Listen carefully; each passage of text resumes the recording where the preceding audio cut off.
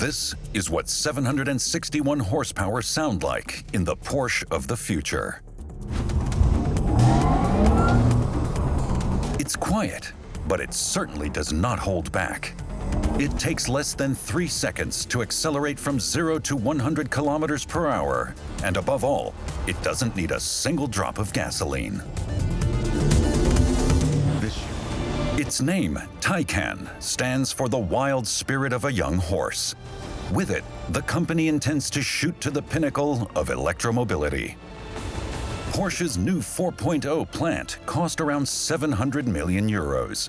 Consisting of humans and high-tech robots, the team working here is completely networked. This dream car from the German sports car manufacturer took 4 years to develop. This is the bundle of energy from Stuttgart, the Porsche Taycan.